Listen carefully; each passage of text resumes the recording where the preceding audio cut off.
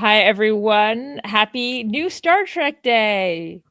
It's been a little bit since we've done a first reaction stream, but luckily we have 2 new episodes to talk about for Star Trek Starfleet Academy, which I have to think about every time I say out loud. Everyone want to go around and introduce yourself?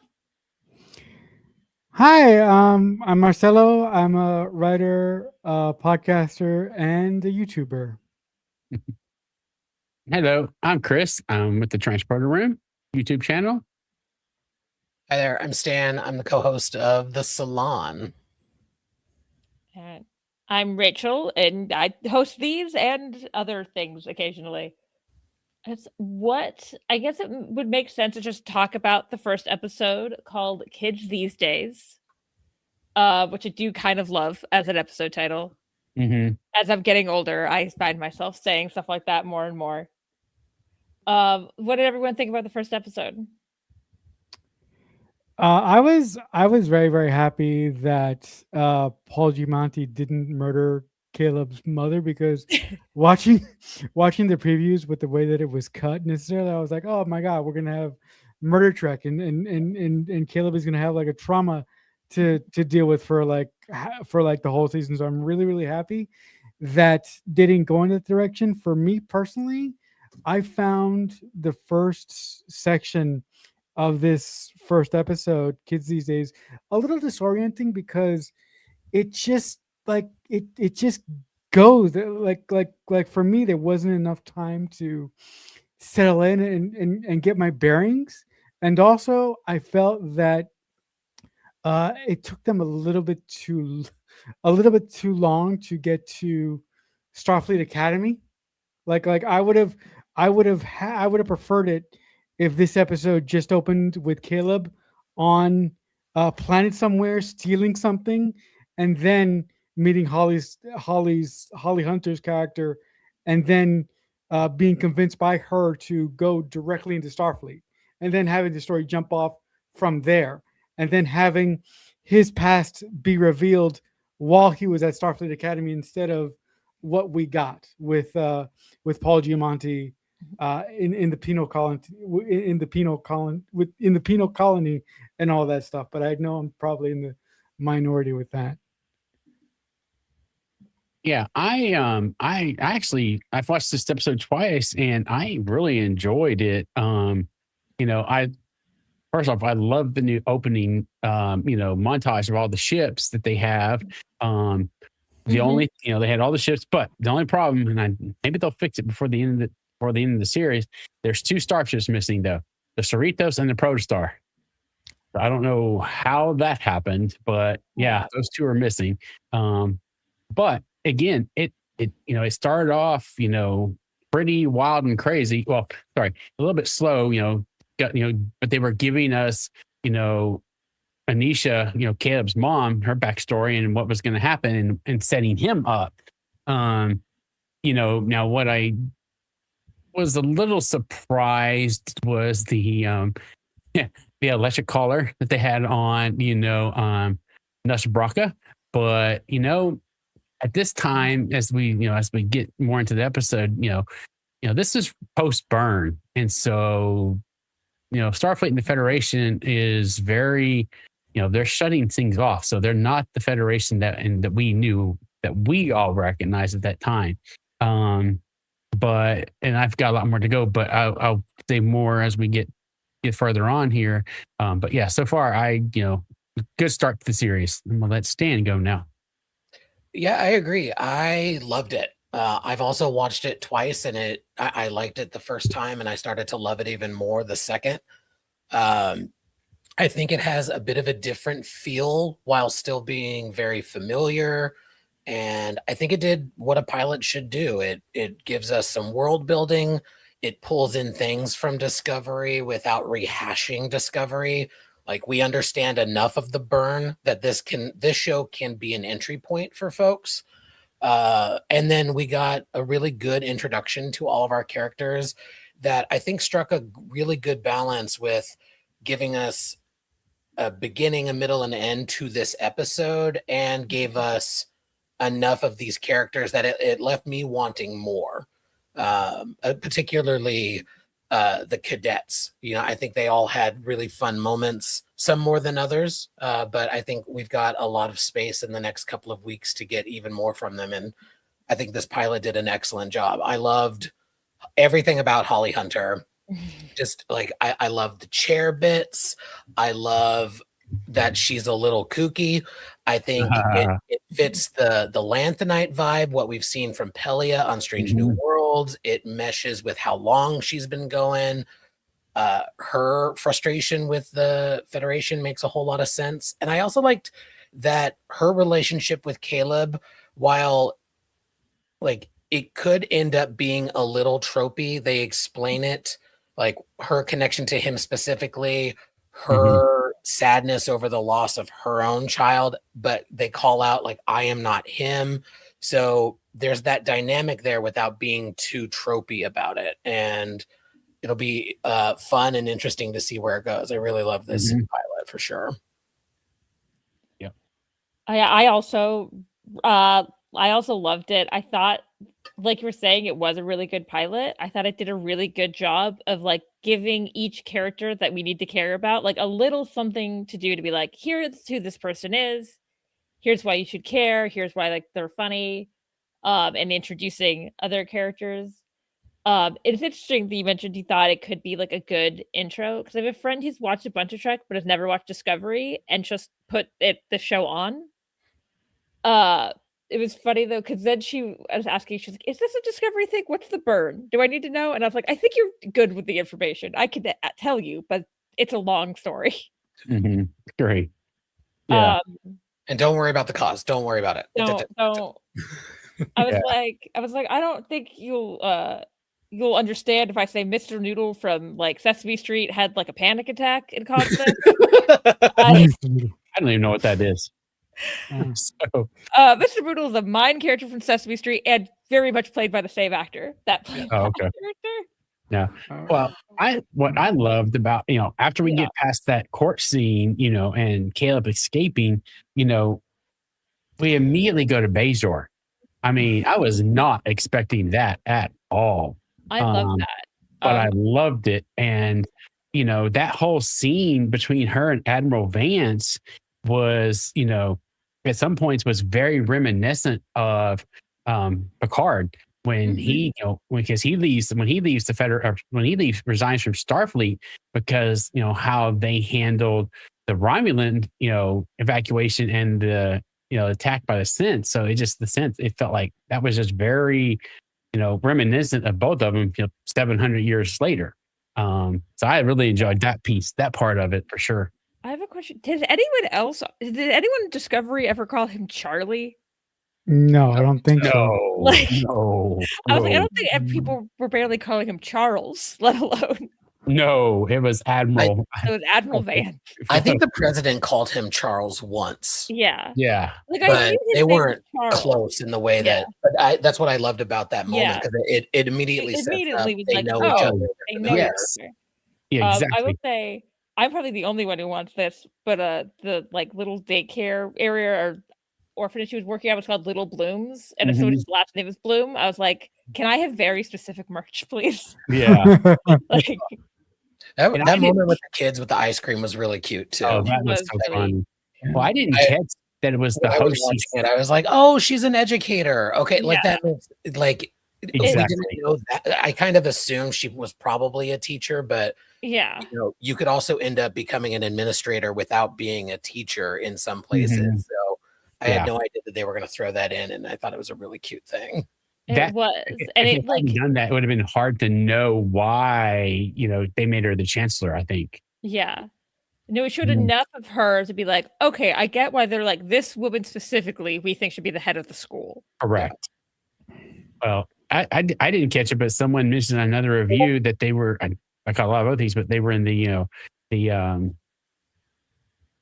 those are the Keiko Gardens. I think it was the the Keiko Gardens. Yeah, I like that. I missed that. That's I missed it too. A good touch. And also, like, as opposed to like sometimes it can be a little like this got named after this person. Why? And you're like, no, Keiko was on Bajor a lot. That makes sense. Yeah. Oh yeah, she had her exactly.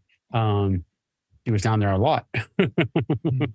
Every time that actress was like, I gotta go for a little bit. I also Mhm. that moment I loved with Admiral Vance. I'm glad that he's in this show as well. I mean, Discovery, their series finale established that he's going to be an admiral and in charge for a billion years, apparently. Yeah. But Yeah. not If only he do I showed love up- that actor, I love the Yeah. character, Mhm. but I love when a man uses the words "I was wrong."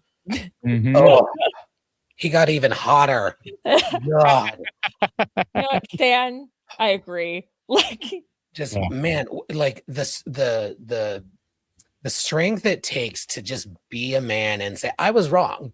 mhm. You were right. Well, He was and- already hot, 10 times hotter. Well, and I like, she was really upset with herself for not, trying to figure out how to go around the system. And, Yeah. and he says, like you said, Sam, he's like, I was wrong. We were all wrong. And that's when it really kind of hit, they were post burn. Everything was collapsing. Everybody was leaving the Federation and Starfleet. And so they just kind of went, not xenophobe, but they just kind of closed their borders and Yeah. whatnot, and just did whatever they had to do. They were in, triage mode at that point. Mhm. And I like that framing because they don't use it as an excuse. It's Correct. a reason. Like, Yeah. here's what was going on. We made hard choices. I was wrong. It was not Yeah. an excuse. I like the framing throughout this episode and episode 2 of like, no, we need to do things differently. Yeah. Mhm. They're Yeah. We like, made a mistake. we made a choice in the past, and we're now trying to fix the mistakes from that choice. Correct. To correct that mistake. Yeah. Mhm. Well, and that was, and I like that she let us know she was a Lanthanite, and she was 422 years old, which makes it a lot better. Now I want to know if somehow is she related to Pelia. I just got to know. I hope they tell us something later on. But for me, because they let us know that, and that we've seen Pelia, it made some of her actions a lot more understandable. I was like, I mean, when she was just so lounging in her, the way she just sat in the captain's chair reading the book, I was I like, love it. oh, I loved it. what? Let's go to Right. San Francisco. Yeah, Yeah. but then again, as you've seen Pelia, the Lanthanites are just so easygoing. She's been here for four centuries. She's like, oh, this is just kind of like another day at the office. Oh, we're about to get we're attacked, but she kicks butt. God, Holly Hunter did, and Paul Giamatti just chews up that whole scene. Oh God, seeing them like work off each other was so good. You're like, yes, it's and not, like there was none of the actors I thought were like being there was none of the actors I thought like didn't meet them, but like seeing those two together was like so good. Yeah, Holly Hunter. Look, I'm a big Holly Hunter fan. I've loved her since The Incredibles. I watched her on the show Saving Grace. I don't know if anybody has seen that on the on stream here, but I, for one, I'm not the biggest fan of Pelia on Strange New Worlds, and I'm alone in this. I know it because all you have said that you love the way that Holly Hunter sits in the chair, but that really annoyed me. Like I'm like, a captain should not be sitting in a chair like that. Like it didn't play for me. It's it annoyed me. Like, as someone who's been around military people don't usually just sit in the chair like right super steadily like that. Right. One of those things, when she first sat, I was like sitting on my couch, and I kind of looked like when she sat down how I was sitting on the couch, and I went, yeah, I'm sitting kind of like how she. Yeah. That's the other thing I've always wondered, like every scene in Star Trek where it's like, it's going to take us 15 hours like this one, or well, it'll take us 3 at maximum warp, engage. Yeah. And then the scene changes, but they're just sitting there like, yeah for the next 3 hours or 15 okay. hours. So I kind of love seeing her like, well, I'm going to read my book. Y'all go about your work. I was like, it reminded, because I remember reading somewhere that apparently Robert Duncan McNeil used to like hide a book while he was like flying Voyager. Yeah. Yeah. Yeah. No, no. If Holly Hunter wanted to put those quirkinesses into her character, if they were written into her character, that's fine. Yeah. But they could have shown Holly Hunter say, "Hey, how long is this trip going to take? 15 hours. I'm going to go to my quarters and read a book." Yeah. Mhm. And then they could have had her come back into the bridge. To be fair, yeah, that chair is very big, especially for Holly Hunter. Yeah. Right. Who is not a tall Adjusting it. person. I thought they did. I was surprised by how funny I found both of these episodes. Mhm. Yeah. I think they weaved in the humor really well. Like her adjusting her chair settings, I thought That was was really good. funny That- too. Yeah, That it was was. good. Because like you would do that the first time Yeah. you're sitting in it, you're like, Yeah, here. yeah. I like Every that. time I have discovered my dad did something in my car, especially like in high school, is I would get in and my chair would just be like so insanely back. I'd be like, what happened? Yeah, I like the chair. I like the chair bit quite a bit because I just watched the episode of the Enterprise where they all go crazy and Trip gets addicted with fixing the captain's chair Yep. With in a Archer's chair. yeah. So I like that the chair is adjustable. Last time I'm gonna bring this up and I swear I'm gonna be quiet about it. I just didn't like the way that she sat in the chair. That's just a thing with me. I just need you to know Mhm. it's everything in my power right now not to have like one leg up while we record these. Okay. I don't have a chair that I can actually do it, but I was like, for Yeah. the salon later tonight, I was gonna do a bit where I open up with me like, oh boy, or something. I can't Here, quite make it I work can. in this This particular is the most chair. I can do. And here's what you think: I'm wearing Christmas pajama pants because it's kind of cold. Oh my goodness, too funny. Oh my god, because I gotta ask everybody, what did y'all think of Genesis? Oh, she was great. She was my I favorite. thought she was really cool. She is so freaking cool. Yeah, she was my mean, favorite. Yeah, and I'm just waiting. I feel like there's gonna be something about her but good or something because she just seems so smart. And I mean, she said she went all over the place, but I was like, she knows a whole lot. And Yeah, her race is new to us, the Darsha. Mhm. So I don't know. I yeah, like and she did mention that her father was like a high ranking person within Starfleet. So I'm curious to find out who that individual is. Mhm. Mhm. Oh, Yeah. that's a good one. And and the photonic Sam. Yeah. I loved her energy of being like, I was like, there's gonna be at least one 17-year-old who's like, I am so gung-ho to be here. Mm-hmm. I really loved all of the cadets.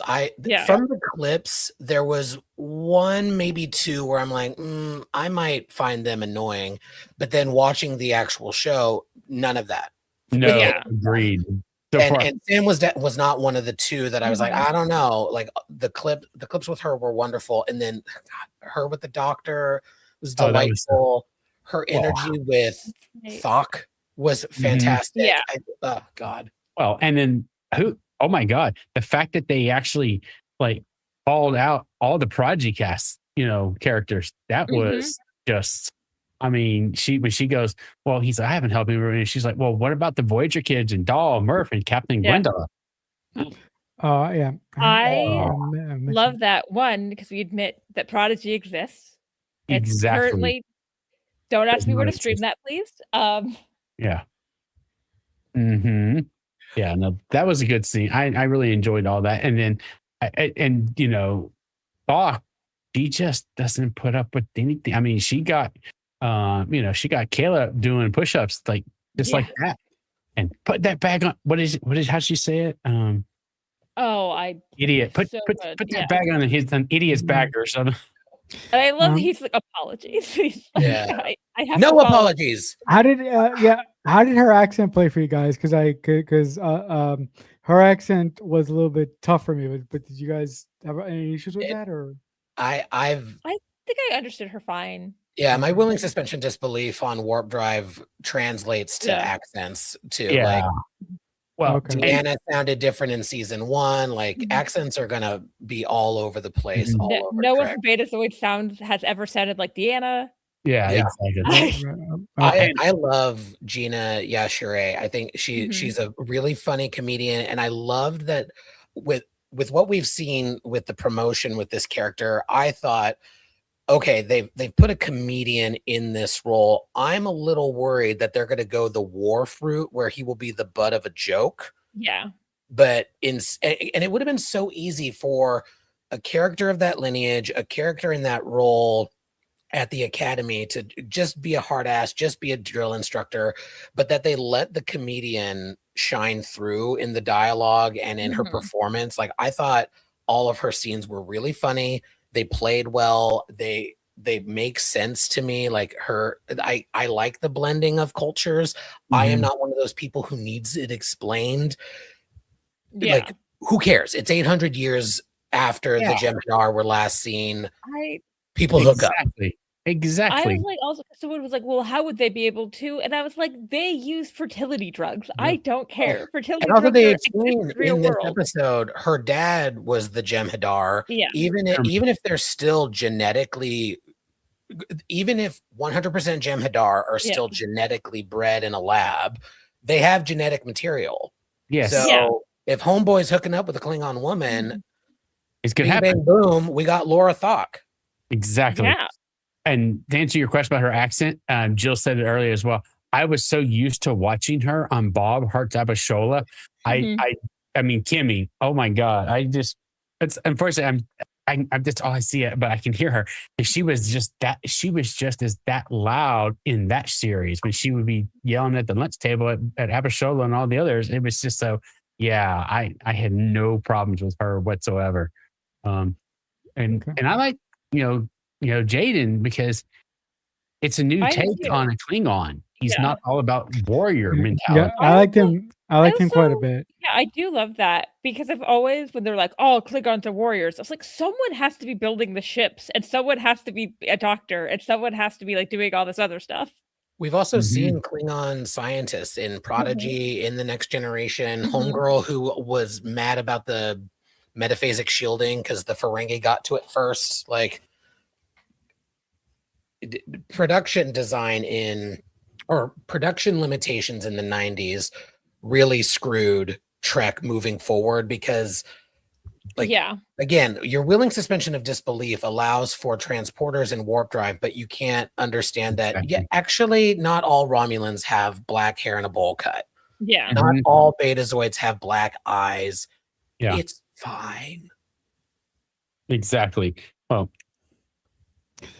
Yeah, no, I like I like the Klingon quite a bit. I'm very interested to see how his portrayal of being a Klingon differs from all the other Klingons that I've seen in Star Trek, and I mhm. wanted to see how he plays it because he's very charming, and Mhm. I did like the fact that they gave him this quirk that he likes to watch birds. Yeah. Yeah. It's just, it's just a I want to go bird watching with a Klingon. yeah, no, Yeah. it's just I a very, did, very different because take the on first time I Klingon. watched the episode, I did make a bird of war joke because I was like, Oh gosh. Bird of war, yeah. yeah. Mhm. The other thing, the other thing that I was thinking about throughout the first episode was like, okay, so this is basically gonna give me what I want. It's gonna give me the OC in space. I was like, Mhm. okay, who's gonna hook up? I was taking pools in my head. Ah.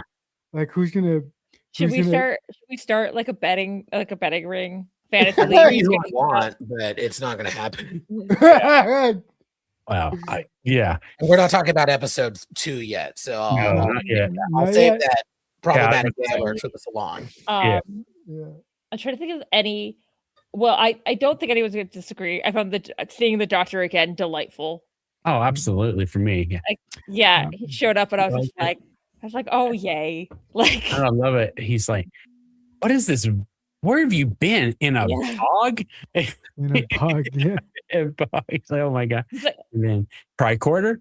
Medical Medical tricorder. tricorder. I Yep. mean, they had to Correct. pull that back in from Voyager. I was like, yeah. Yeah, great stuff. And they answered his age question too. mhm. Yeah. They did. They're like, I do love them establishing right away. Like, this is the Doctor from Voyager. It's not any one-off character from a random episode of Voyager. That's name I can't remember right now. Yeah, I can remember. What was you? What'd you say? What was it, Rachel? Oh, I can't remember the name of the episode, but the one where there's like a copy of the Doctor, and they have Oh like yeah. Living Witness. yes, thank you. hmm Because I saw a lot of people guess that was going to be the case, but But Picardo announced way back that it Yeah. was not going to be. It was going to be Prime Doctor. mhm. We Oh, go we ahead. talked about this when I was on Trek movie a couple weeks ago, and we were just like, what a weird choice that would have been. It would have been very limiting if like they can't reference anything from Voyager after middle of 4th season when that episode happened, and then if they drop any lore from him, it'll just be stuff that we don't know. Like I don't know why anybody was like, yeah, it should be the Living Witness one. My guess was like, Yeah. I thought it was going to be that he's the Doctor from Voyager, and then maybe eventually in this series we're going to get that they're going to like call back to that Living Witness. A cameo would be Yeah. a cameo from Picardo Living Witness. as his other self would be really fun. Although would they have to That de-age would that be other funny. self? Yeah, I would I would have want to them say to that. make like Yeah. we're like, we don't want to bother de-aging Picardo, so he added an Yeah. aging matrix. hmm Which like I never think the de-aging looks that good.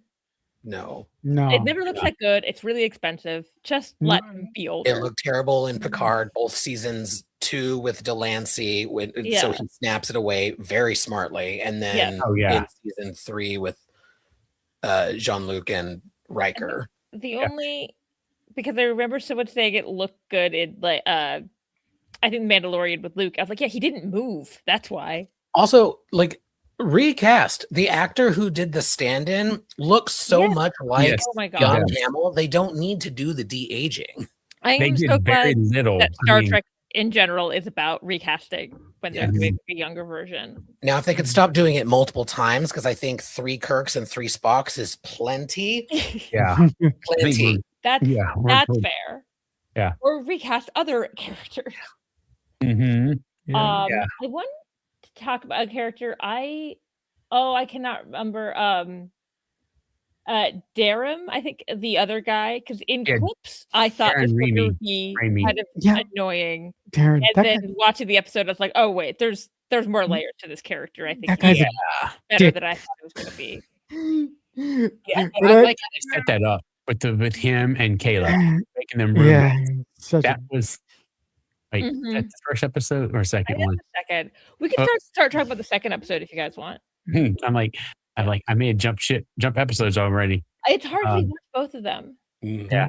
Well, they were distinct, but they do have enough carryover like this. Like this is a good transition because it's the carryover between Caleb and Raimi. It's interesting with all of the cadets. They all have something where I'm like, if they were this one note the entire time, that would get really annoying. But then they quickly brush that away, and then there are more layers. So like, and they're like, okay, cool. The relationship with the two of them is really interesting already. Yeah, Trevor's right. He's crushing it. He is. He's crushing that episode. He's crushing that character. And oh my god, I love the classroom scene with Jet. Jet Reno, that was good. Jet Reno, oh my god, she was putting Caleb in his place. She did. That's a good note because the generational divide in this show, like we've got the cadets perspective and we got the adults. You've got fresh ideas that sometimes work, but respecting experience and age, like they're finding a really good balance between like generational differences. It's been really fun in these first 2 episodes. And she's like, she said, like, I'm almost 1,000 years old, or out of time, or at least out of. I was like, I love her. She was like, let me be romantic about this. Episode two for me gave me more of what I was expecting episode 1 to be, and it was just a really nice. It was a really nice settled down episode for me. Yeah, and it was nice to breathe because the other thing that I think I said at the beginning of the stream, I thought that the first episode was great, but it just went a little bit too fast for me. So this episode was a much welcome, calm down and settle in. I think it was good to put both episodes out because the first one is like, it's like super exciting, but the second episode is like, here's more what to expect. Right. And also, because I see Jill asking, Colbert is the dean that you hear over. Yes. Right. Also, Colbert is great, and I forgot. Yeah. to mention that. Again, good So funny. use of humor sprinkled throughout. Mhm. It cuts tension. It's so fun. Yeah. Well, yeah, and he's like, don't get hangry. It's the worst thing that you can do. I was like, oh my gosh. Oh, God. Now serving Raktajino. Kapla! And this is, I guarantee you, and I'm going to get down to the peak. I'm already tired of people griping about all these, references like that, hangry and all this. I'm just like, come What if you on. have a digital, someone who's programming like a digital dean to like relate to the students, they would say hangry. Yeah, it's a school. Yeah. Yeah. I think my favorite, I don't remember which episode this was in. It was like, if you were thinking of breaking curfew, do not. Yes. Like, Mhm. Well, how about her? I mean, I think it's still part of the first one when she's, when he's like, how long have you been activated? Basically, it's like, well, I'm programmed to be 17. Yeah, that's the first one. And he's like, but I've only been going for 4 months, and I've been programmed to cause a little havoc or rebellious, be slightly rebellious. yeah. Or maybe I won't do it at all. But I was like, oh God, that was just so funny. And he just says, you're 17. You're just gonna have to go through life, get through it, then you'll mature, basically. Although if I was like an artificial life form and they're like, we're gonna make you 17, I'd be like, 17? You put me in the middle of puberty? No. Like, what if I would, I I would choose to be an adult. I don't want to deal with all that. No, thank you. I think one thing I want to say. Oh wait, I was going to answer Jill. I think the rest of the students can leave campus. I think he's not allowed to because of the calling during the first episode. Yeah, 90 days. Yeah. Yeah. But they're in curfew, so they're allowed to leave campus, but then they have to be back by a certain time. I think just that one character cannot leave. Yeah, he had 90 days, basically, confinement to campus, for his actions in the first episode, calling his mother or leaving that subspace message and getting them attacked. I like that. Did like the having him be involved in that, but not making it something he was doing maliciously. Correct. That's good. I like that. That's actually a good point. It was a mistake, but it wasn't something that was like, how could you have done that? And we're like, well, we understand why you did it. Don't. Correct. Yeah. But like, we get it. Mm-hmm. Yeah, that was good. The thing that I think I loved the most about episode 2, I really enjoyed it overall, but there's something that could have not made sense, but they make it make sense. And that's the negotiations taking place publicly in front of the kids. Yeah. Something that I have complained about with quote new Trek, not like a new Trek hater, but like in the streaming era, often there will be things that like, wait, that it's not just like, oh, I don't like that, or I would have made a different choice, but like that kind of doesn't make sense. Like Discovery season 4, everybody gets to speak in that meeting about what to do about the 10C. Everybody gets a vote for some reason, and they don't explain it. Strange New World season 3, there's a whole hell of a lot of mess that doesn't make any fucking sense there, but whatever. 4.5 reasons later, it's fine. I'm sorry, that's funny. In this episode, they do something for a legitimate reason. They make it make sense with the theme of the show. It makes for a great story, and like it adds tension. And it gives us world building for the 32nd century Federation. What did happen with some of these other worlds that we didn't know about from Discovery. And again, they do it in a way where you don't need to have watched Discovery to understand. This can still be an entry point. Correct. And can I ask something of you guys? Was the president of Bajor or was that guy deaf? Because I'm like, Beta Z. Beta Z, he was deaf, right? The character and the actor are deaf. Oh, okay. And also because I was Googling to make sure I was right about this. So they just had them using ASL because in past I think they've had like we'll invent our own signs because they're not from the Earth. But I was like, I feel like if we could use English, we should be able to use ASL. Yeah, and they did 100%. Yeah, I even noticed they had a sign language, person there. Yeah, he reminded me of Reba. Mhm. Yeah. Yeah, and the voice is he was the voice of the Discovery shuttles. Oh, okay. Okay. At least in the Uh, first couple of seasons. I don't know if he carried on, but Well, that also makes sense as a voice to like it's because it's obviously like it's supposed to be a computerized voice coming out of Mhm. him. Right. Okay. Mhm. Well, and I like, at first I was a little worried about the whole war college aspect of it, just because, well, and I guess I'm saying the head of the war college also, because he seemed, a couple of times I was like, is he going to be, I hate to say sabotaging, but, just being, anti everything. And at first he actually he did not want the kids there. Mhm. He was like, and oh my God, her walking around with barefoot, it was like killing him. Like he was dying on the inside. Seeing that, but I like that her speech and why they need the kids, and Admiral Vance backing her up was like, no, they're going to be here they're going to have the ones that are going to have to build this. They're the next the next generation of leadership. Of The this, next one's up. of this new Starfleet and Federation. Yeah. Mm-hmm.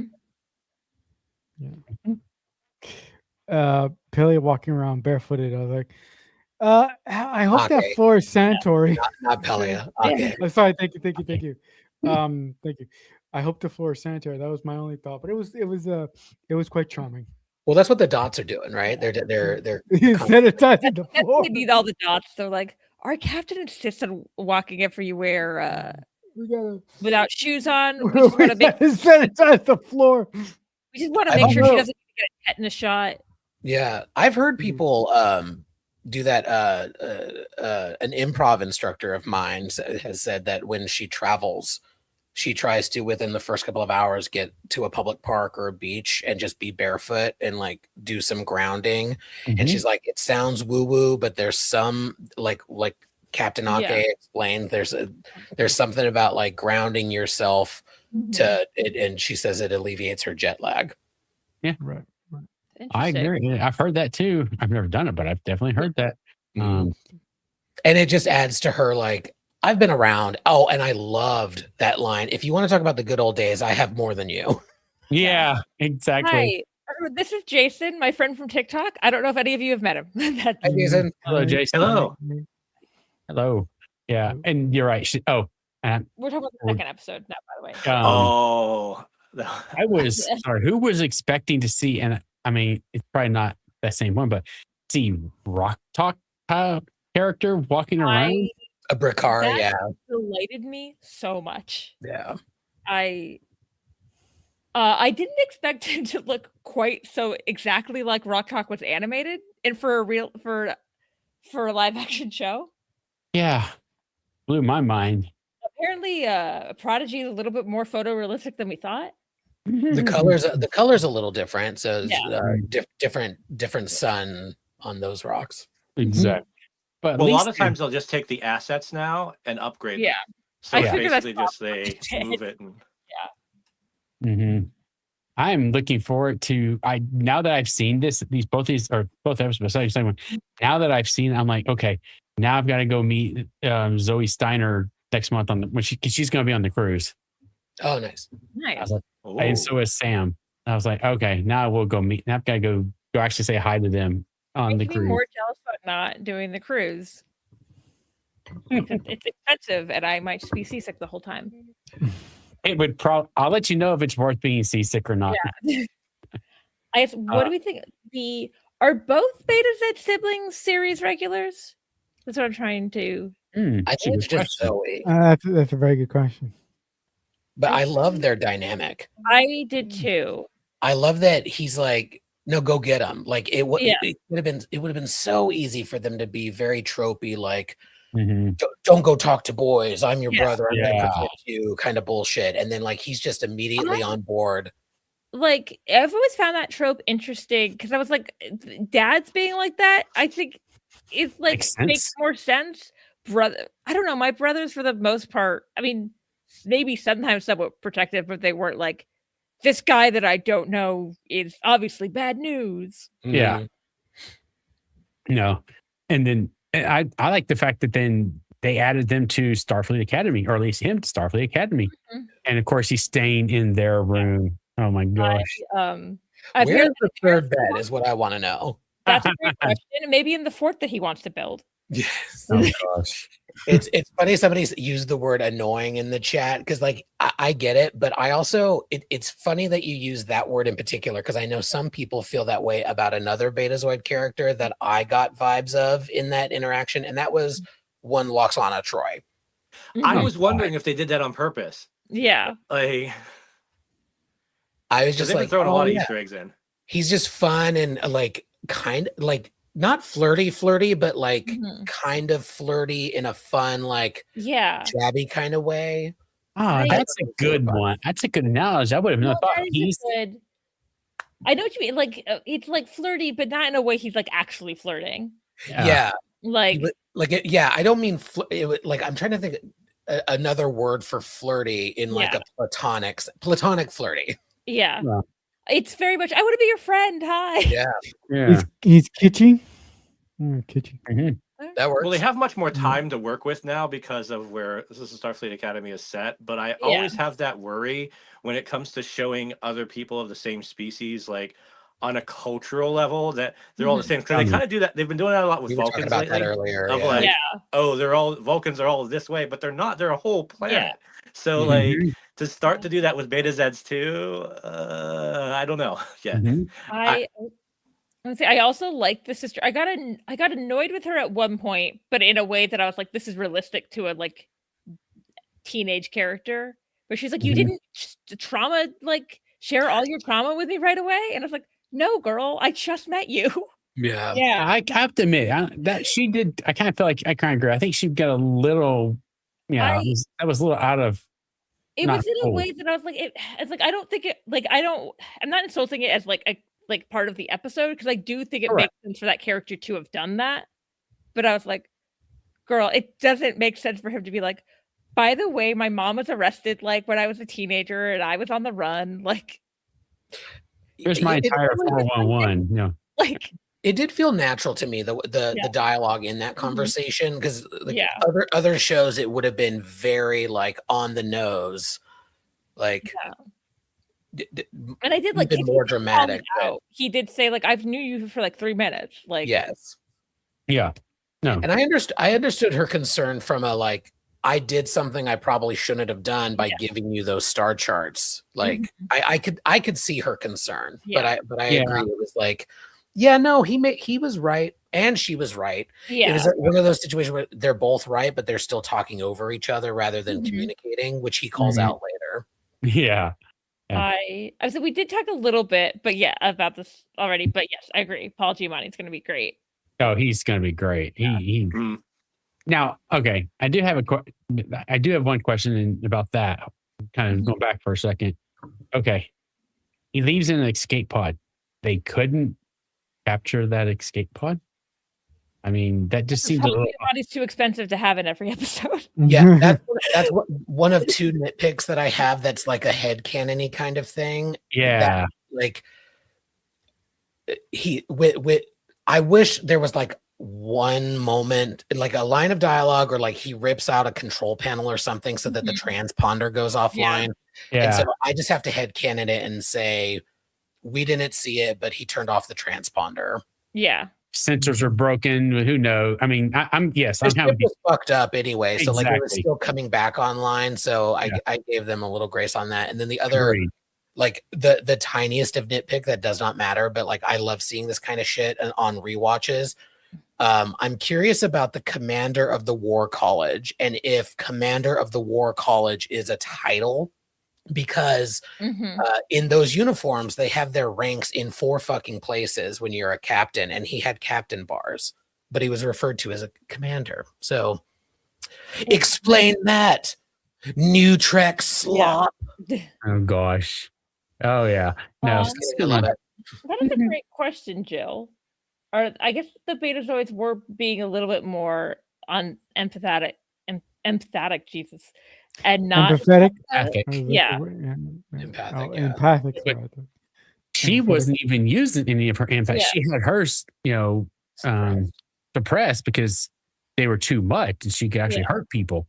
So like what we knew from Next Generation is they were both, and throughout Next Gen and then into the movies and Picard, like even Deanna's abilities changed or grew.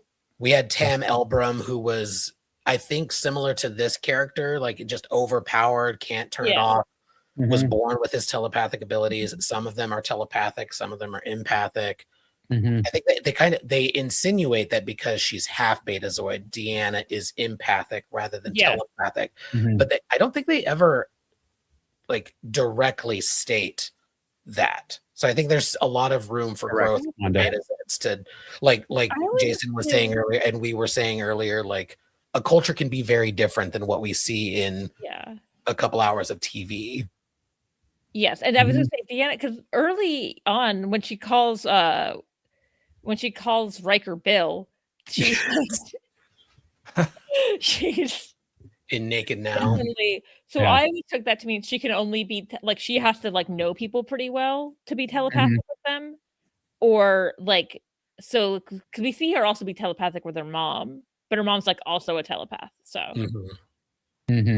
yeah. And I like. Well, we also have time with this because it's kind of like we're using TNG as the constant reference, but there's so much time that has passed. So now you have a situation of like true, and there's a good chance Laxana was fucking with people. Yes. Like, oh god. Yes. Also, the Dominion occupation of Beta Z. What happened there? You know, like. Could they we knew that the Dominion did some genetic fuckery with others. Maybe they were like, we don't like the idea of telepaths being in our backyard, and they fuck with them. Yeah, I mean, no, that would, I mean. That is a good point that in First Duty, Picard refers to his Academy Chancellor as Betazoid full telepath. So that would imply they're not all full telepaths because he's making a point to point that out. Well, and in fact, he even makes that. You're right. He even says he knew he'd come into the office knowing very well what he already done. You know, Picard makes that very clear about that. I would imagine that those abilities are just like, you know, our ability. Like, I can't believe I'm about to use a Jim Bro reference, but like. Some people can bench 50 pounds. Some people can bench 200 pounds. You know, exactly. Oh, did anybody notice at the beginning of the second episode, when you know all the starships are flying and doing their formation thing? I actually thought, I was thinking, we're going to get a call back all the way to First Duty, and they're going to do the illegal starburst, but. Instead, they actually built a Delta in the sky, I noticed. Yeah, that was fun. I was thinking, are they going to get the starburst right this time and not kill somebody? Episode 1. Oh my god. Oh my god, we already have to court-martial one of these kids. I got to drop so that I can walk my dog before the salon later. Hope to see you all there. And if not, I'll see you next week. Salon later. Oh, yeah, as always, thanks for having me, and live long and prosper, everybody. Bye. Yeah.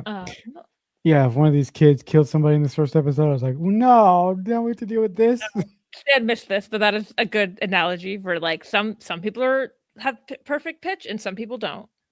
Yeah. Yes. Yeah, that is definitely a good analogy for this. That's how I expected it. It's just like that. I think there's a combination of that and also with like, I'm not sure how common like half Beta Zeds were at the time of like TNG. So like if you start having that intermingling with genetics and other stuff that involves that over time, like you mentioned, post Dominion War, all that type of stuff, that eventually you'll have that combination of some people that I see it as like latency, because you have some people that are kind of like, I never knew I could do this until like later in life. And so even if you're necessarily a part of that, you may have had like the concept of like, patronage, lineage, that kind of thing, of at some point somebody's like, well, outside influences don't want you to do things, or there's a lot of stuff that factors into that we don't really know much about at this point yet. Correct. What it is we haven't talked about how the doctor's first assignment was to basically do the equivalent of here, take care of this pack of flour. I Yeah. I realized that it was very high school middle school thing to do. So I really liked that aspect of the second episode. Yeah. That was just Mhm. fun. That was just really I fun. never had to do that, but my brother did, and it was a baby doll that actually cried that was in Mhm. our house as we slept. Oh my god. You had to put a key in its back, which I feel like is a mixed message of stabbing it in the back, but Oh wow. Jesus. Mhm. Uh, That'd be rough. yeah, I cannot tell you how the psionic wall works at all. That's hmm. Well, no, one thing that really kind of bugged me, but I was like, okay, it's new Trek, whatever. Mhm. That moment when Caleb and that other douchebag, the whatever his name is, and Right. Rave? Caleb's Yeah. yeah. I'm sorry. What was it? It was I'm reading it. I think it's Ray me? yeah Yeah. Rainy Yeah. Uh, what did you guys think of that part where Caleb spins around in the chair and it gives him this double bird? I'm like, I don't know. I'm like, they're like yeah, that ticked me off a little bit, but I let it go. I let it go because I'm a fan of Lower Decks and Lower Decks Yeah, is I was on Lower Decks. Yeah. I think Lower Decks definitely did that. And it's also I don't think you're supposed to think he's classy for doing it. no, he's not. No, yeah, it's like it's Like, just you're supposed to be like, oh, kids these days. right. No, I but no, but appreciate them showing it more yeah, because it's no, one of those things where like there's always been this overarching thing that is entirely based mostly on like the bridge crew and the committing decks of like a cultured Yeah. society of like, oh, we're into like these old crime novels or we're into all these other stuff, Mhm. but like the average person probably isn't in Yeah. Starfleet, totally. and you don't really get a lot of that, and we didn't get to see much of that until Lower Decks. Yeah. So like you No, yeah, seeing this, it makes sense. that's why the doctor's so desperate to get people in the opera club. He's like, please Yes, introduce he was. us to the school. Right. Yeah, no, I do.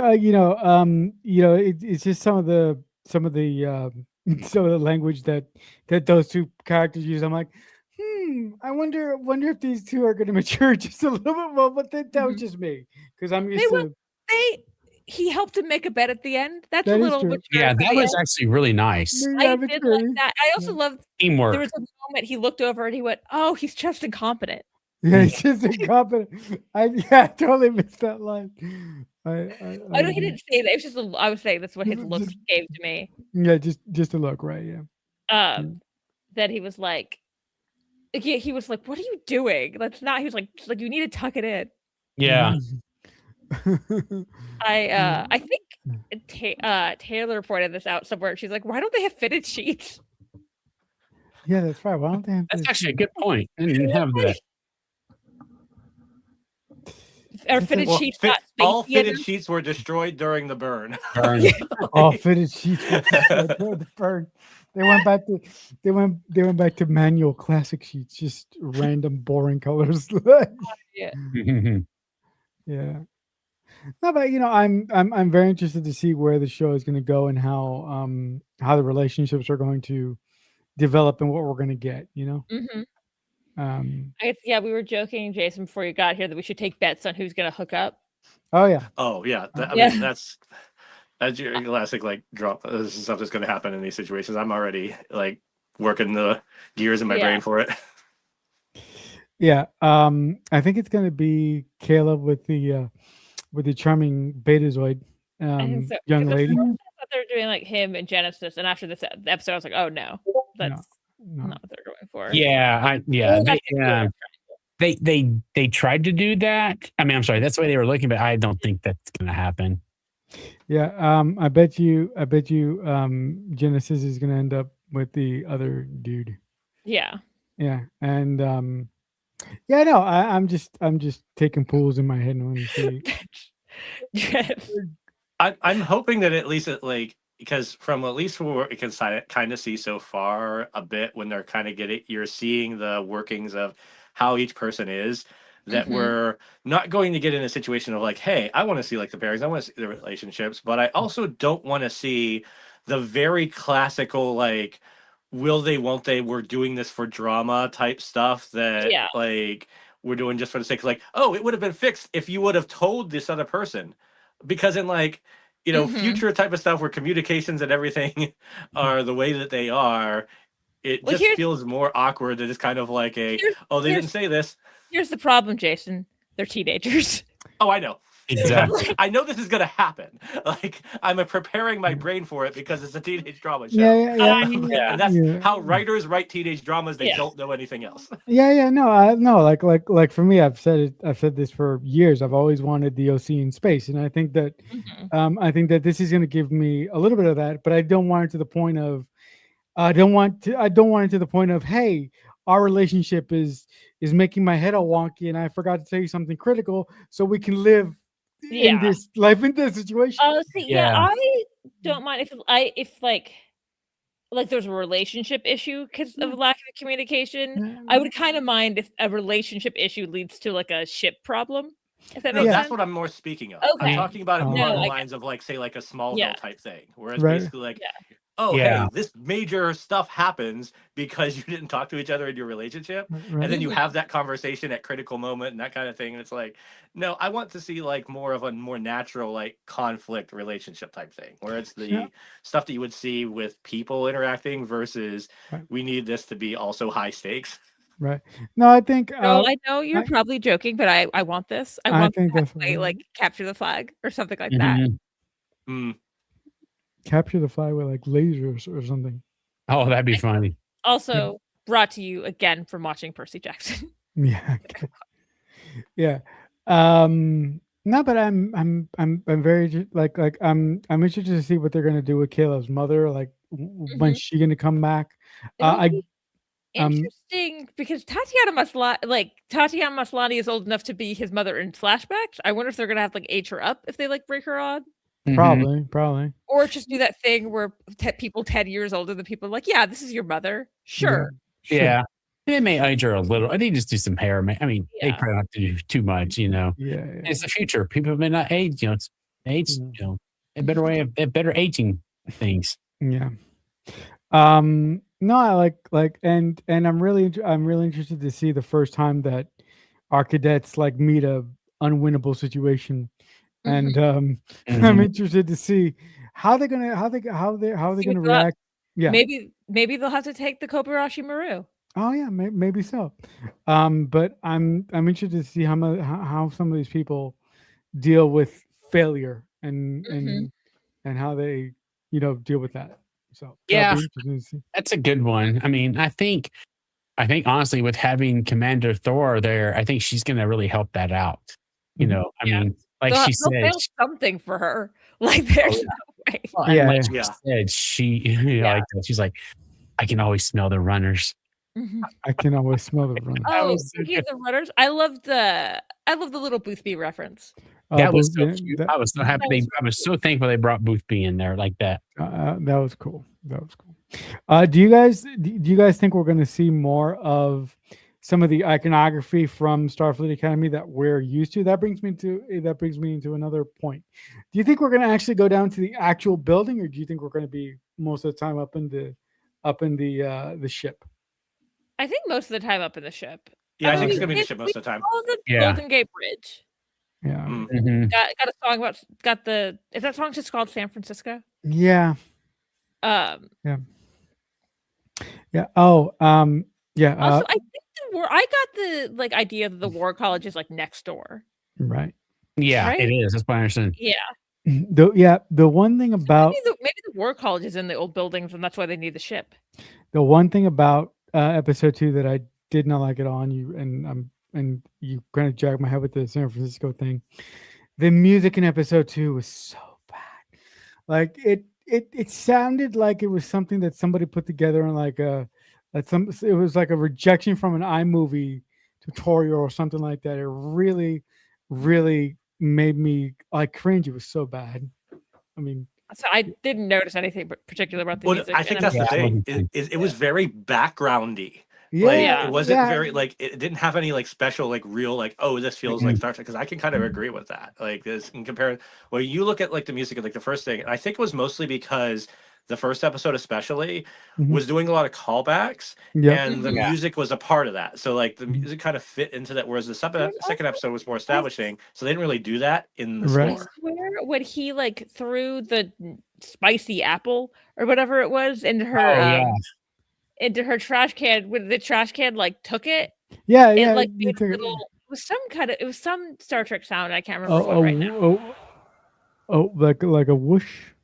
No, Mhm. it made a little like beep, and the beep almost sounded like almost like the TNG theme to me. Right. Yeah, like a communicator or something. Mm, Yeah, something like that. Yeah. Yeah, but the music, like, I really, really hope that that is not the norm for the music See, I would in say the whole music series. in Star Trek in general, like it will have like obviously like there will be big moments, but a lot of times it is just like background music. It's not. Mhm. It's yeah. not like music that's like notice me. Yeah, Yeah. yeah. But I don't know. I don't know. Maybe it was just me, but the music really, I noticed the music a lot, and that kind of No, I was took just me curious. out a The little only bit. person, yeah, the only person credited as composer on Wikipedia is Jeff Russo. Jeff Russo, Mm. and that's really shocking because Jeff Russo did all the music for Discovery. Okay. He did the main theme for All Mankind, another one of my favorite shows, and he's not a Okay. guy. I wasn't imagining it. It did do a TOS like jingle. Mhm. Right. Yeah. He's not a guy that would take. Like, I was very, very shocked. He's not a guy that would make music like this, even for background music. I'm like, you Yeah. could do better than that. Yeah, might have been too burnt out from the first episode. Yeah, his day off, right? Somebody has a bad day at the office. There's so Are they- much in the first episode. Like I think Or they I want ran out the of money score of the already. first episode alone. Right. I did find the opening theme very chill in a way that I was like, this will be good for my like writing playlist, but I don't know that this will be a song that will like pump me up. No. Mhm. I mean, I did appreciate the visuals of Yeah, it the does. As Joel saying, it does look very nice. Yeah. very, very good visuals. And that, yeah.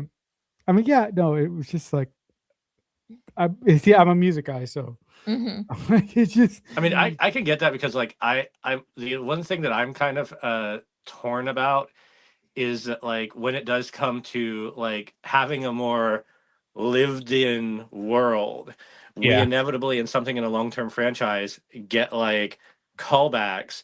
But like for example, like everyone was dissecting the wall and they're like say like, oh, all these different things that are like from the wall. But the problem with something like that when they get into those types of things, like design wise, is it's like, well, if this is set later, this is set way later, yet the majority of stuff we're seeing are things that we as the audience know from Star Trek rather than things that are in that world of possibly people we haven't met. Yeah. And like, yeah, but they even lost the a other bunch of names like records in the Jean bird. and Lucy possibly, because Yeah. Lucy was in there. And so it's And- all callbacks to Yeah. things that we know. Yeah. They lost all the records of the stuff we don't know in the burn. Yeah. Yeah. It's like, oh, by the way, that captain that was like the best captain in Starfleet about 40 years ago, commanded the best thing that ever was. Yeah, like right before the burn, we know nothing about him. We know nothing about. Yeah. After Yeah. Picard, nothing exists. Yeah. Because some of the things I get, like, but I feel like you could have started to do it like obscure part of it. Like, so for example, like we don't want to know the futures of characters from Strange New Worlds because Strange New Worlds hasn't ended yet. Yeah. And so like that kind of makes sense, but there's other things where it's just like, again, when it's mostly just people, as a creative, like a design thing, like I know a lot of people like to be able to really, because they did that in the, especially in Deep Space Nine days and Voyager, where they were really having to design whole new stuff, was come up with something that hadn't been done before. And so that then you can fill that in later. Whereas something like this has been mostly like just, if, for example, like I love stuff like, for example, Boothby's. Like I loved it. And it makes sense historically in that world to call back because it's so iconic in that situation. But if you're doing something of like a major, like this is a call to all of the history, like you can make stuff up and then fill that in later because we've got gaps of time. And then 50 years, like, because the problem you'll run into is that like we might have a Star Trek show like 30 years from now. And then it's like that might have taken place in that time span that is before that, and you'll find out all these things, and it's like, well, then why were they never on the wall? And if I'm still alive in 30 years, I'll probably be asking that question. Well, then why weren't they on the wall? I assume the wall like shuffles, so they just weren't. They're on the wall. They're just like it's like credits. You just didn't see that part of the wall yet. It's like credits. You see that part. That's Yeah, funny. I mean, you're right about the time. I mean, we've got such a, if you say from the end of a card, you've got 700 years difference between then and now. TNG, basically 800 years, 900 for, EOS, and then you go to the Enterprise, you got 1,000 years. I think that's a good idea, Travis. So those writers and creatives names on there too, those are the modern people. That was cool. Yeah. Yeah. Yeah, that was cool. No, but actually, I had a question about this. So, how much time has passed between the end of Discovery to to the beginning of this show? So, what's the? I mean, I assume we're not counting the jump forward at the end of Discovery, right? No, I wouldn't count that. Yeah. 800 years. Almost 900, probably 850-ish. No, sorry. I think when I meant the jump forward, I mean the bookend with book and yeah. Burnham, I'm not counting that. The last episode of there's a little epilogue, the last episode of Discovery. So I'm saying not counting that. I think it's been a couple years. Oh. Yeah. Okay. In universe from the end of Yeah. So I assume I am so bad at star dates. So I don't know that answer either, but it's I mean, we know this much. Is it exact star date in either of these episodes? That's the tricky part because we don't get the traditional like log stuff like we really get in Star Trek. So like no, but they did give us a star date when they in episode 1 when we found out where they were at the penal colony, but I can't remember the damn date. Yeah, I mean, I don't know for sure, but it said 900 years. Oh wait, so the penal colony though would not. The penal colony would be before or around the time Discovery. Right. Yeah. Jump to the future, right? Right. I would say so because it was 15 years. Yes, I would say Trev, they do mention Discovery, so it was just doing a refill, so it is still active. Yes. Yeah, they were being worked on. Also, a good thing of why isn't the jumpy ship here? Because we can't afford Tamika Martin Green to pop in every episode. No, and also she's still a part of the company, but she's on another show. Yeah, they could have just said, the extra, the commander or someone, send the ship out there. Yeah, I don't think it would even matter if they said Discovery or not. Technically, Starship. Joel mentioned 900 years, but I don't know. Or 900 years. Yeah, I think there's like 900 years. Yeah. Okay. All right. Yeah, and if Reno and Tilly are still teaching, it has to be fairly close. Although they do mention in that apparently Tilly's gonna teach there forever. Yeah. Mm-hmm. I mean, look, I'll just say in my own head. I have no idea when Tilly's showing. Yeah. In my own. I remember being really surprised when they announced she was a guest and not at least reoccurring. In my own head, in my own head canon, I'll just go about 5 years or 6 years, because if we have Tilly and Tig there, or Tig Notaro, it has to be like 5 or 6 years. So. Yeah, they're not too much older, and I think that's the thing of what really helps with the storytelling in this case is where you can focus on the new characters, because it was kind of the same reason that Discovery jumped to begin with on a production level rather than a story level. It's like we just want to get not around any other Star Trek stuff so we can kind of tell our own story. And so with this, it kind of gives that detail of well, now who's going to be characters that you would bring in this, like you would have around the time of TNG and Deep Space Nine and everything, where everyone would interact with each other. You just have Discovery people. I do. That's it. And the Doctor. Right.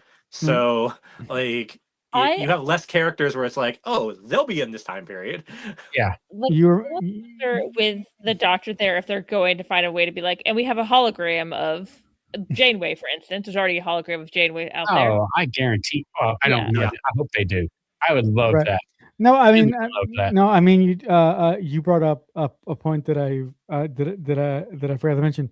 I love that the only sort of legacy character that we have like the '90s Trek is a Doctor, and I love that none of these kids are related to anybody from previous. I Star am Trek. glad no one's related to anyone. I do Yeah. really At love least that. not yet.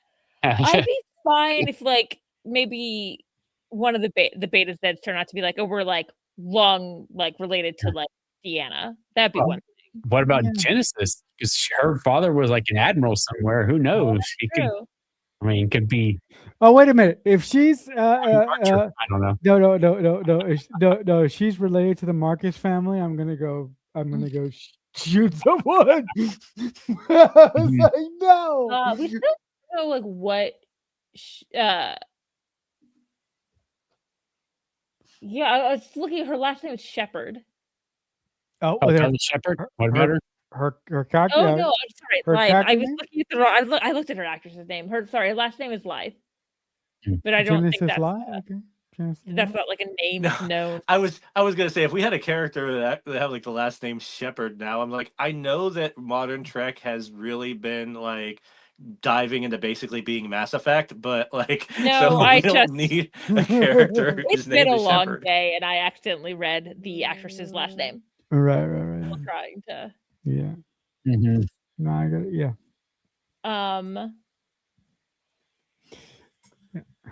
It'll be interesting. Also, talking about the Doctor, if the Doctor was like, "Hey, so how many friends have you lost?" Like, I was like, I feel like that one of the episodes has to go into that, right? Yeah. Oh, how many friends have he lost? How many I would friends say- do you know? I'm assuming she's not because we saw Vance's children and they were human, right? I don't think have we ever seen Vance's children? I don't know. remember. Am I hallucinating seeing Vance's children? Uh, And I just No, assumed I think they he were actually did talk about that one time somewhere. I He can't definitely remember. has so- children. He can't- definitely talked about having children. he does. He does. Yeah. I remember him bringing it up to Tilly at one point when they were about to die in that one episode of Discovery when they didn't know how to do a thing and Okay, Joel's saying we do see his kids, so I feel less crazy. if someone else okay. remembers seeing his Okay. children. Okay. Yeah, I couldn't remember. I didn't remember either. I All was that they like, were human. I was Unless like, you know what they could say, like, "Oh, actually, I have an older daughter too." Like that's my initial thought when Genesis said that she was a daughter of an admiral, I was like, hey, maybe her father is Vance, but I was like, nah, her father has to be somebody else. But that was my first thought. Mhm. Yeah. Well, she's a great character. I mean, Yeah, she's a lot of fun. she's I'd a also lot want of it to be fun. someone new. Like it kind of reminds me because she already has Yeah. like a little bit of like Tom Paris vibe, Yeah, just a tiny bit. So like, and so the admiral Mhm. like that was Tom Paris's father was just like some person, wasn't somebody we knew in Star Trek before. some person. yeah. Mhm. No, but no. And the other thing is Just that some I dude. yeah, it's just some dude. I really really like how she kept her head in a really really critical situation when they had Caleb and the Mhm. other guy were throwing down. Mhm. I really like how she kept her head and she was the one that kept her head on and pushed the guys to solve the problem. Yeah, and Mhm. yeah, so Yeah. yeah, I'm looking forward to this. yeah. I gotta get these Episode characters' 3. names down before I'm ready. yeah. Yeah, I'm definitely ready for like I'm really excited to see where Where it the goes. rest of the season is going. We think Yeah. how long do we think before we see Tatiana Maslany again? I'm gonna go episode 6, maybe 6 or 7. That's a good. Yeah, that sounds about right. Because I'm trying to I'm trying to do real world math in my head to try to see like if Yeah. she was working on anything else at the time to Yeah. try to like figure it out. I Mhm. don't think she's in Secret War. Is that what is the Secret Avengers Wars, movie yeah. called? No, As far as we know, she hasn't been announced. no, So Yeah. no. Well, yeah. Oh, this one come. they Yeah. apparently they were like, do you what? Like she said no, Oh, she did. that she didn't. Oh, okay. Yeah.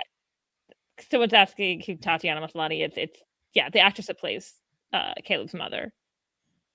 Yeah. And if anyone here has not seen Orphan Black, please do. It's amazing.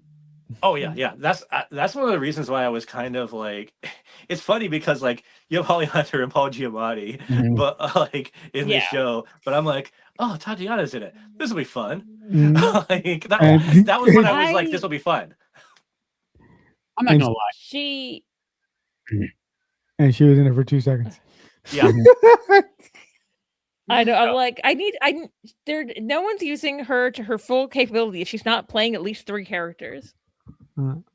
Yes. They did I'm sorry, those scenes between Holly Hunter and Paul Giamatti were just fantastic. So good. I Mhm. was at some point when I was watching the scene, I was like, I wish they would do a play together. Because like I want to see this like in person to see like 2 actors of that caliber. Yeah, that'll be fun. Yeah. Well, that's Although- why it's like kind of even now with like the conventions and stuff. Like, I mean, Holly Hunter, but like Paul, he's been so waiting for this because in every Mhm. interview and everything, he's just kind of like, oh, I get to go to conventions now and do Yeah. all these Yes. other things. I get to interact with fans and I'm gonna do all this. I Let me get talk about how much I love watching interact with Nine, fans. and I was like, Yeah. can I hang out with Paul Giamatti and talk about Star Trek? Oh, he's Yeah. gonna. I cannot wait. I hope. Well, they announced like today. They announced Bella Shepherd is going to be at STLV. Nice. They announced that today, and they specifically waited to do that today because for Oh, obvious reasons. Totally. Yeah. But so I hope. God, that would be. I hope he's working on a contract with Paul Giamatti right now. That'd be so cool. Hopefully. I can you imagine how expensive it would be to get a picture of Paul Giamatti or Holly You know, Hunter? Yeah, Not be as bad as you would think it would be. Mm, It may not be that bad. It's what no, Wait, no, I it's not- understand. Remember Jason, how I expensive was- it was to get a picture with Billy D. Williams? yeah, but that's Billy That's D. Billy Williams. D. That's yeah. No, I Surprisingly, like it kind of evens out. If you've been to like any conventions like recently, like Mhm. really recently, it Yeah. started to kind of even out a bit. I've Right. noticed in terms of like Okay, that's cost. Like, no, I agree. I mean, you still have heightened costs. You'll probably get in a couple like up to like around 200-ish, but once it usually caps at around 200 yes. for most of the time. Like Yeah. I Yeah. haven't really seen it go too much higher than that, even with very high caliber people, unless Correct. it's a VIP specific pass. Well, no, you're right because when I went to a lot this year and Billy D's was the highest I've ever won. His was like 350. But everybody else's was in that, on the higher tier, we're in that 150 to 185 range, give or take. But his was the highest of all of the ones I saw this year. Oh my god! Even at SpaceCon and at STLV. I literally, when I saw the price of Billy D. Williams, I went, whoa, like, Exactly. Me too. Whoa. oh, Jesus. But I heard it. He had a line at Vegas and at SpaceCon. So, but anyway, Wow. that's just, that's exactly, Joel. That's a good price. But yeah, you've got them from 50 to whatever. But yeah, Jason, you're right. Yeah. I think, but generally they're in that one, high 150-ish, give or take. So, And most of the time, you like the autographs and stuff. That doesn't really bother me if I have to buy that just to be able to like spend time with them. Because it really depends. Like, and that's the thing with like doing conventions too, where if you have people that are new to it, and this is something that I've always noticed, is that if it's their first time, so many celebrities don't really know how it works to the extent of like they see it more as like they're just paid like this type of thing. They don't know what they can do. Like they don't have the idea. It's like, oh, this is much more relaxed than you think it is. They're not used to it. So it's like once you get a first convention down, then you can see them in other places. Like I went to Tom Welling's like first convention, one of the first ones he went to, and he was so like very, tight and everything. And then like when it goes into like other conventions, he goofs around all the time now. Like he didn't realize like, oh, I can do that. And a lot of celebrities don't because they don't have that experience like firsthand with being able to interact with fans. Yeah, they gotta loosen up. It'll be interesting because I've noticed at like Star Trek conventions compared to other ones, like actors will more like walk around by themselves and not like worried. And I was like, I could feel like Paul Giamatti being like, maybe that's not a good idea. But I don't know. I get the opposite sense of that. You know what? I think I don't know that I don't like. I think it would actually probably be fine, but I could see him being worried about it. I think somebody like Paul Giamatti would actually walk the floor without feeling the need to like, hey, I'm gonna get too for some reason. I get Maybe. that tough New Yorker vibe out of it for some reason. I don't know. True. Yeah. If he was Patrick, I could see him not being able to do that. Patrick would just like not in his like mean way. Just he wouldn't be able to move. Like if he like. Right. He wouldn't be able to get 5 feet if Patrick walked around. No. Yeah. FTLV is not San Diego Comic-Con. But I could see actors not knowing that the first time they're going. Yeah. I think they would learn quick though after they got there and saw how it was going. I've never been to SDCC and I don't know if I'll ever go. Yeah, that story that I have just walking around different creation ones and just like randomly passing actors and just like casually waving or just hearing them complaining about the moving Starbucks, for instance. Well, that's the main thing about like creation is that like you do have any creation cons generally are like much more casual. Where SDCC is very much a corporate con. Like is just like it's a large press junket.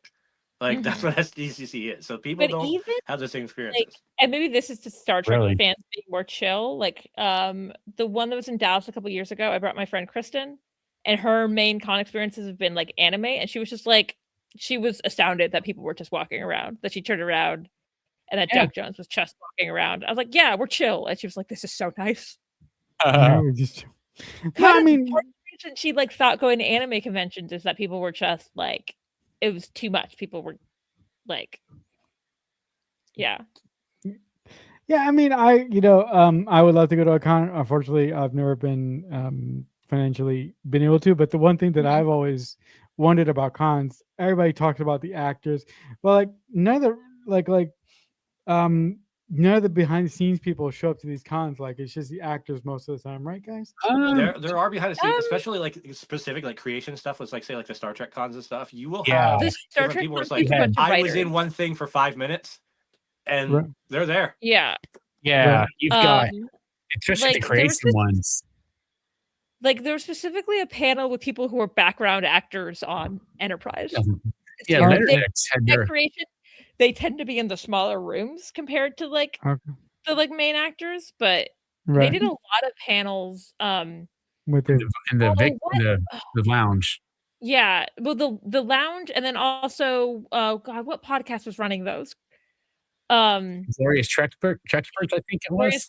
They had a lot of like we have a bunch of writers here, or like they had like a panel talking about the Visitor, and Sirach was there, and then everyone else was like behind the scenes people from the other. That's cool. Well, and then they had a panel with Liz Kakowski and Dave Blass at one point as well. Cool.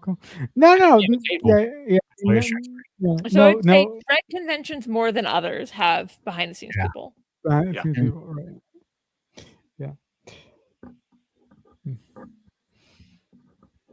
I mean, well, here's my proof. Where did my photo go? Oh, here it is. Here's a picture with me with a lot of the writers from Prodigy and other people. But the only person who's like Hi, Cake. The only person who's like more like a person when you traditionally see at a convention is Bonnie, who's still a voice actor, which is still not as Have you ever Not voice acting is not easier. That is not what I'm saying. It's that people tend to respect it less in like the convention world, but that is wrong, and they should not do that. Did Rach? I don't know. Did you ever get a chance to read the Hageman brothers, the actual showrunners, or did you like? Yeah. That's, okay. Yes, and okay. They're both in this photo, but it's hard to see because there's a glare. Okay. Yeah. Okay. Because every time I heard about Prodigy, I always heard about I can't remember his name. Yeah, I never. Yes. Yeah. Aaron is also in this photo. Right, yeah. I've never talked to the Hagemans, but I have talked. We've talked to Aaron Walkie. Yeah. Right. I'll keep telling the story till the day I die. One of the Hageman brothers recognized me from the internet. It was bizarre. Like, in the best way possible, but I was just like, I have been perceived. And yes, the Hageman brothers and Aaron Walkie are all very nice. That's so cool. Because the Hageman brothers, like from all the creators of modern Star Trek, like they've been the most elusive ones. I've never seen like a interview with them or anything. Yep. So. Oh, they're great. My main thing was talking to them in person, which is weird, but that was Paul will be at the convention in March, apparently. Not a Star Trek specific one, but yeah. Okay, I think the salon is starting soon. If you want to wrap things up, now that we've gone full, this show's chaos. Yeah, it wasn't that bad. I mean, usually we're a lot worse. This. Yeah. I was just gonna say, I can give you my real quick kind of wrap up, honestly, about like how these first 2 episodes went for me, and it's just it was really ultimately about the rebirth and the rebuilding of Starfleet and the Federation. Mm-hmm. That's how I saw it, at least for now. Yeah, I mean, I like these 2 episodes, but there were things about them that kept them from being what I expected the show to be. Hopefully, in the weeks to come, those problems will fade into the background, and I'll just settle in and enjoy myself a little bit more. But I did like the second episode a lot more than I did the first one, the episode 1. Everybody's talking about in the live chat. Yeah, I'm kind of like a little bit reverse because I appreciated the first episode a little bit more because I like being able to see like the large world building. But I mean, I love the second episode. It's just like the main final thoughts that I kind of have is just because I've been a Star Trek fan since like TNG, like while it was airing, like. This is something as like Starfleet Academy has been something that I have wanted to see for a while. And it's like one of those things of like, although not ideally where I would have wanted it to be set, I'm on board for the ride. Yeah. I wanted to see it or where we would have more other characters. But again, I just mentioned a little bit ago, I don't want to see a lot of fanfare. So like, that's stays away from it by doing that. Right. Oh, 5 p.m. tomorrow. Oh yes, I forgot about that. The Tex-Trek main show. They're trying something new with that show, going at 5 instead of at 7, like it usually is. So keep put a notification on for that, and I'm glad Father reminded because I wasn't going to remember that. I also really enjoyed. I really enjoyed these 2 episodes, and like Jason, this has been something I've wanted. I've wanted to see the Academy for so long, and I'm just glad I finally am. I've been wanting an Academy show for so long that when I originally wanted it, I was like younger than these students, that I was their age, and now I'm older than them. But I'll take what I can get. But I'm really looking forward to see where the rest of the season goes. Does everyone want to say where people can find you around the internet? Yeah, I've recently got back into making YouTubes on my YouTube channel. You can find me at Balloon Head Productions, and I have a bunch of podcasts as well. And if you want to hear more about that, you can follow me on X. I'm at Creek Fanatic 88. There's my handle right under my name there. All right. And if you want to come and, watch all of our YouTube channel is the Transporter Room. We're at the Transporter Room. We do interviews, episode reviews, all that lovely stuff. So that handles from the YouTube, and at Transporter Room almost everywhere except for X. It's at Transport Room. And so, yeah, that's where we're at. I am Jason M. Bray everywhere. Like if a social media exists, I'm probably on it.